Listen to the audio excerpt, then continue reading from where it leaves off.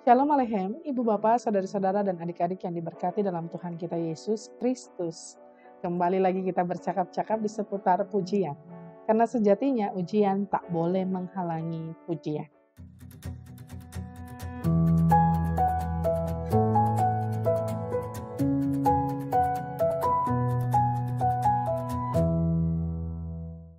Pujian kali ini didasarkan pada Kidung Jemaat nomor 169.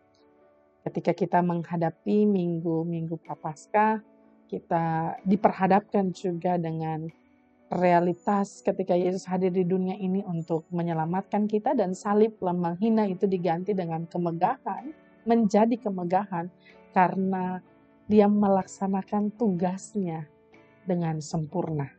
Namun ketika kita bicara soal memandang salib Raja kita, salib Kristus itu rasa-rasanya hancur hati kita.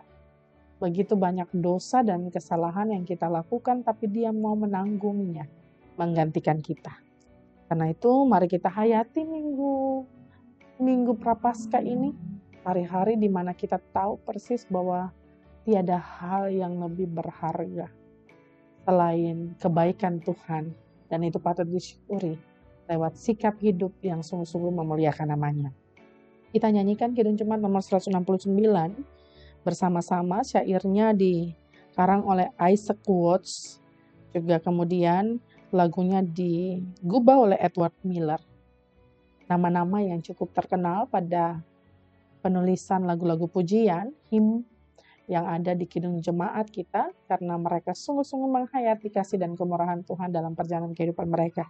Biarlah kita juga demikian, memandang salib Rajaku.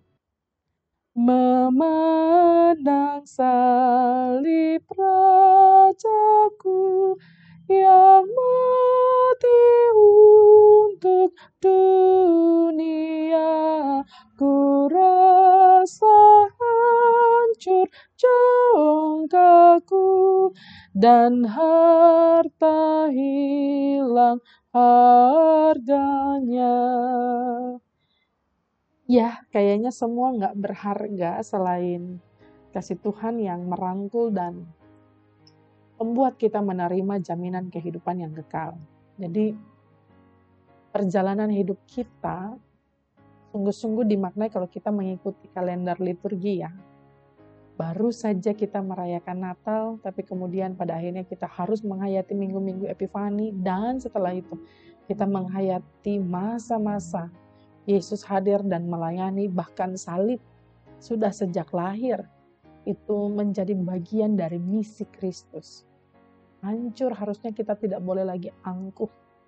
Kita tahu persis bahwa segala hal berharga tak mampu menggantikan darahnya yang mahal, bahkan tubuhnya yang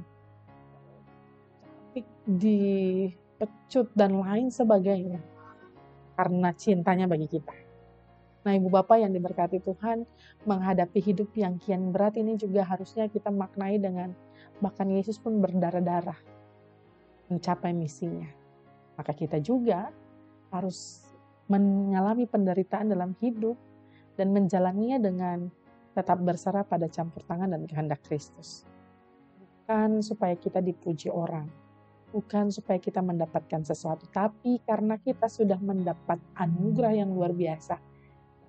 Sehingga apapun yang kita alami hari ini, lalu kita maknai hari ini, mari kita memaknainya dengan sembari mengingat terus-menerus bahwa salib Kristus itu lambang kemegahan, karena tidak ada hal yang lebih indah selain orang yang mau memberikan dirinya karena cinta.